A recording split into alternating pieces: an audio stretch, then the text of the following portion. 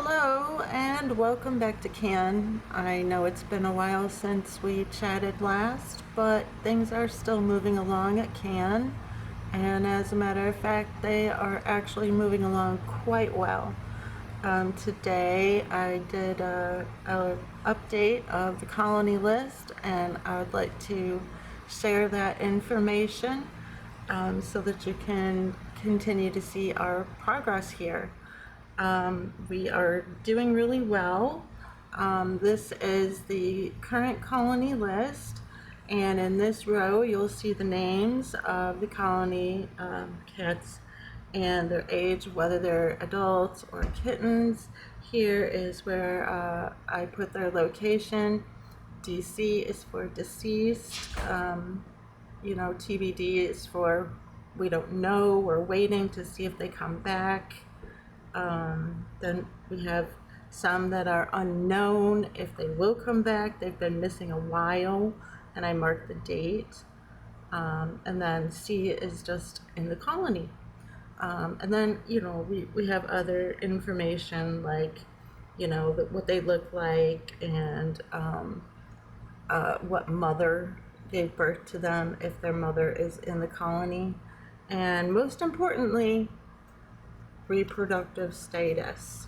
Okay, so last time we did this, we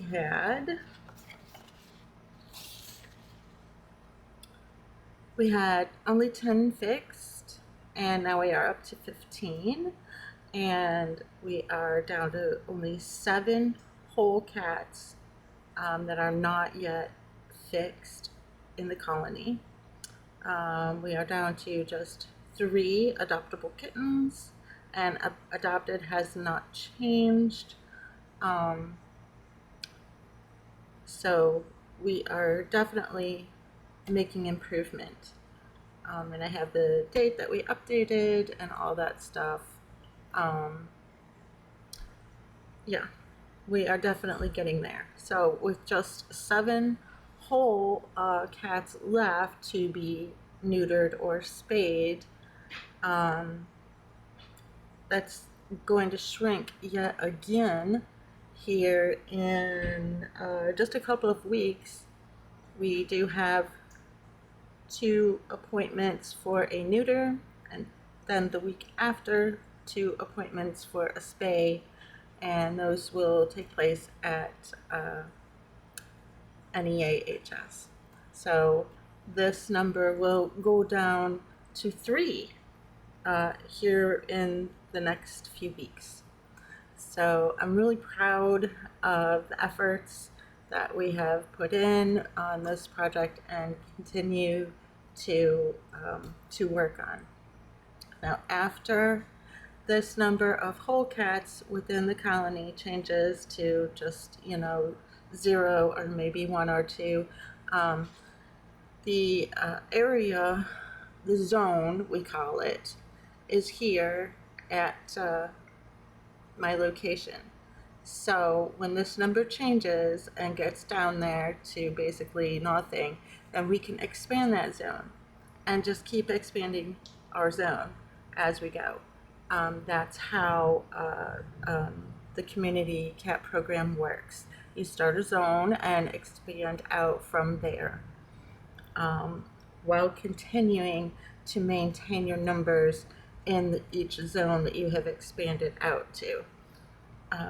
So that is the overall process.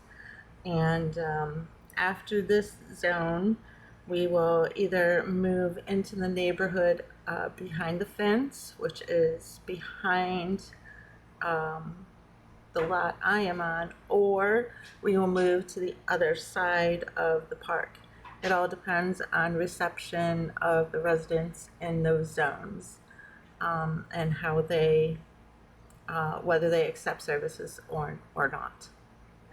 It would be a lot easier to expand into the park than into the neighborhood, just because I know the manager here, and she can help me speak to people within the park, and honestly, that is probably our best bet.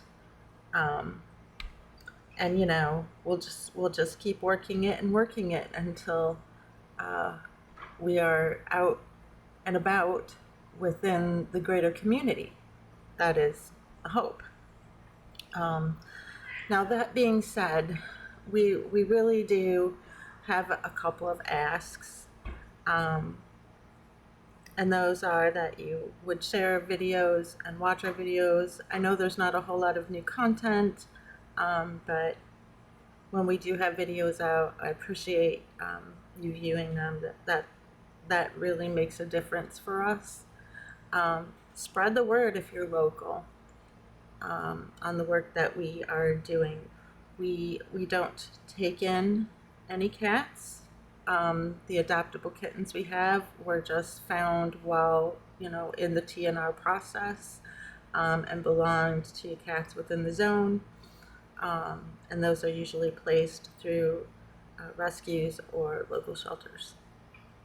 So yeah, if you can, keep up with us on viewing our material, both on YouTube and Facebook, and spread the word locally if you are a local person. And last but definitely not least is donate. We can't do any of this without funding, and that comes from donations. So if you can donate, there are links on the description page of our YouTube channel, or you can go to our Facebook.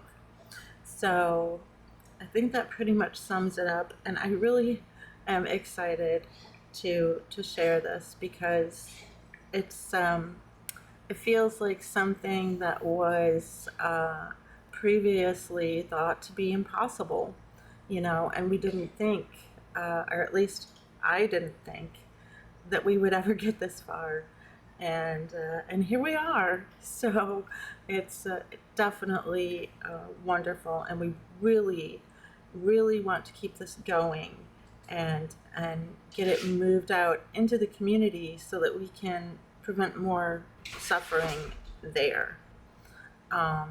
I know that our community definitely needs the help.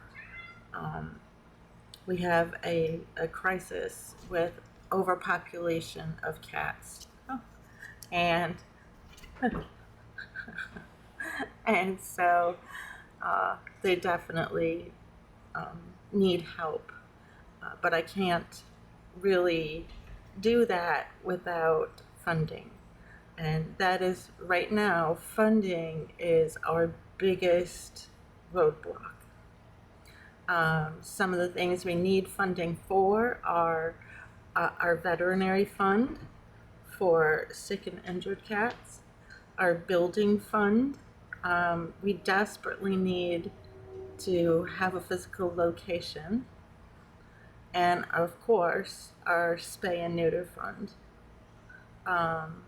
And I'm just gonna say it, we always need food. So, I mean, feeding these colony cats and keeping their trust and maintaining a relationship is extremely important, because if they need to be vetted or vaccinated or whatever, they have to have a trust factor with the caregiver, which is me. And so I have to, maintain that relationship in order to maintain their health, which overall helps the community by not spreading disease and relieve suffering of sick and injured cats. So that is extremely important.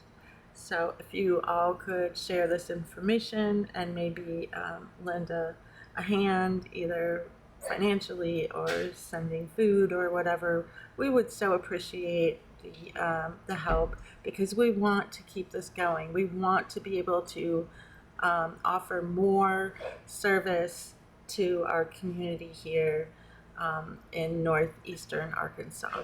So help if you can. We really appreciate it. Well, thank you so much for watching, and I hope you have a great day.